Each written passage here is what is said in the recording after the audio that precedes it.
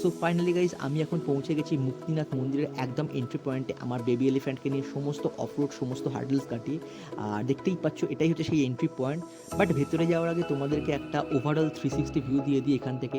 স্নোক্যাপ mountain, স্নোক্যাপ mountain, স্নোক্যাপ mountain, চারিদিকে স্নোক্যাপ mountain আর মধ্যিখানে আমার বেবি এলিফ্যান্ট। জাস্ট ফাটাফাটি একটা এক্সপিরিয়েন্স, ভাষায় প্রকাশ করা যাবে না। আর বলে রাখি এই মুক্তিনাথ মন্দিরে তোমরা হেলিকপ্টার করেও আসতে পারো, এই হচ্ছে সেই হেলিপ্যাড গ্রাউন্ড। আর চারিদিকের এরকম একটা অসাধারণ ভিউ, জাস্ট একটা ড্রামাটিক ফিল দিচ্ছে, মানে এই এক্সপিরিয়েন্স আমি ভাষায় প্রকাশ করতে পারবো না।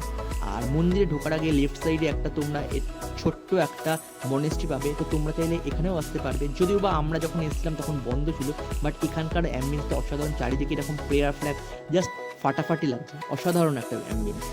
আর এবারে আমরা ফাইনালি পৌঁছে গেছি একদম মন্দিরের প্রাঙ্গণে।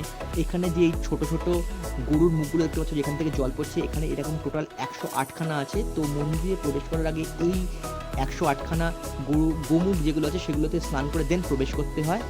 আর এই হচ্ছে মন্দিরের মেন এন্ট্রি পয়েন্ট। যদিও বা ভেতরে ফটোগ্রাফি অ্যালাউড নয়, তাই আমি ভেতরে যাইনি, আমি বাইরে থেকেই করেছিলাম। আর এখানে আমার খুব ঠান্ডা লাগছিল, শরীরটা একটু খারাপ লাগছিল, তাই আমি এখানে মন্দিরে প্রবেশ করিনি, মানে আমি স্নান করার রিস্কটা নিইনি। তো আমার বন্ধুরা গেছিলো, তো আমি বাইরে থেকে কিছু ভিডিও শ্যুট করেছিলাম, সেগুলোই তোমাদেরকে দেখাচ্ছি। আর চলো এবার ঘুরিয়ে দেখিয়ে দিই। এই হচ্ছে মানে এটাই হচ্ছে সেই দুটো পুকুর, যেটাকে পাপ পুণ্যের পুকুর বলে, এখানেই স্নান করে মেন মন্দিরে ঢুকতে হয়। তো এই ছিল আমার মুক্তিনাথ মন্দিরের ছোট্ট একটা ব্লগ।